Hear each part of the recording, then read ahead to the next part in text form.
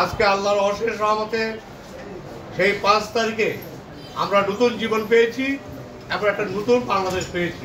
আজকে ভারতে বসে ষড়যন্ত্র করে বাংলাদেশের সমস্ত সুইচ গেট এখানে ইন্ডিয়ার সুইচ গেট খুলে দিয়ে আমাদেরকে বন্যায় প্লাবিত করেছে। আজকে দেখেন ফেনীতে কি অবস্থা, পরবর্তী নোয়াখালী আর আজকে লক্ষ্মীপুর, কারণ ফেনীর পানি নোয়াখালীর পানি এই লক্ষ্মীপুর দিয়ে প্রবাহিত হয়ে রহমতখালী পড়বে, রহমতখালী থেকে এই পানিগুলো আমাদের মেঘনা নদীতে পড়বে। সেই কারণে আমরা লক্ষ্মীপুরবাসী আজও পানি বন্দী, অনেক বন্দী।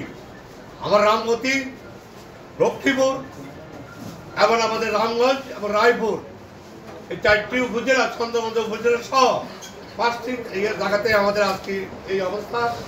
সেখানে আমাদের নেতৃবৃন্দ রয়েছেন, আমাদের বিশেষ করে কনভেনর সাহেব, ওনাদের সাথে আলাপ আলোচনা করে আমরা কাজ করেছি।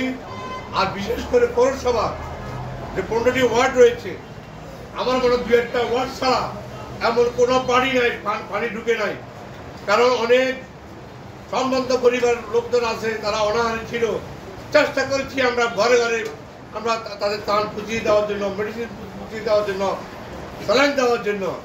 কিন্তু সর্বশেষ এই পানি হয়তো থাকবে না 2-3 দিন, 4 দিন পরে, তারপরে মহামারী আরম্ভ হবে, রোগ বালাই আরম্ভ হবে। সেই বিষয়ে জেলা বিএনপি আহ্বায়ক সাহেব সহ আমরা মিটিং করেছি।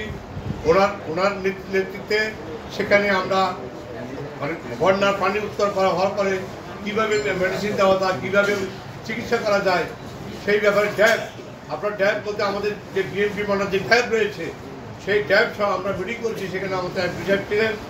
আমাদের এই জেলায় ত্রাণ তৎপরতা শুরু করি। আমরা আগেই ধারণা করেছিলাম যে ফেনীতে যে ভয়াবহ বন্যা, এই বন্যার পানি যখন নেমে আমাদের উপর দিয়ে যাবে, হয়তোবা এই ধরনের পরিস্থিতিটাকে, ভয়াবহ পরিস্থিতিটাকে আমাদের লক্ষ্মীপুরবাসীর মোকাবেলা করতে হবে। তাই হয়েছে। আমি গত পরশুদিন ফেনী গিয়েছিলাম। ফেনীতে সেখানে পরশুরাম, ছাগলনাইয়া, ফুলগাজী, ফেনী সদরে আমাদের তার ত্রাণ তৎপরতায় আমি অংশগ্রহণ করি। ক্ষতিগ্রস্ত পরিবারের মাঝে ত্রাণ বিতরণ করি, খাদ্য সামগ্রী বিতরণ করি। এবং কিভাবে এই যে ভয়াবহ বন্যার পরিস্থিতি আমাদের উপর শোয়ার হলো, সেটা বাস্তবে দেখার জন্য আমি সেখানে গিয়েছি। বিশেষ করে বিলোনিয়া যে বর্ডার, এই বর্ডারের পাশে প্রায় 1.5 থেকে 2 কিলোমিটার এই বাঁধটা কেটে দিয়েছে পার্শ্ববর্তী দেশ ভারত। এবং সেখানের সম্পূর্ণ পানি, কারেন্টের যে স্পিড, এত স্পিড নিয়ে ফেনীতে যখন প্রবেশ করে, একটা ভয়াবহ পরিস্থিতি ফেনীবাসীকে মোকাবেলা করতে হয়েছে, সেটা আপনারা সবাই জানেন। এখন পর্যন্ত আমি যতটুকু দেখেছি, গত পরশুদিন সেখানে কোনো কারেন্ট ছিল না গ্রামে গঞ্জে। মানুষ ছাদে ছিল, চালে ছিল। এক পরিবারের সঙ্গে আরেক পরিবার যোগাযোগ করতে পারে নাই।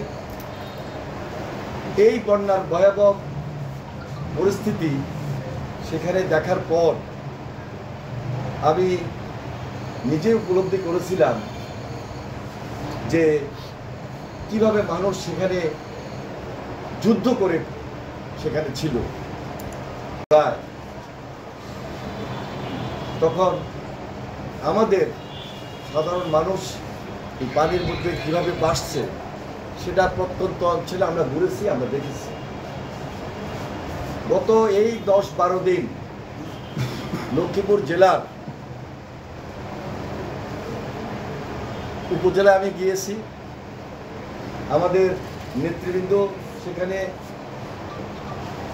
এই বন্যার যে তৎপরতা সেটা অবলোকন করেছেন, খাদ্য সামগ্রী বিতরণ করেছেন।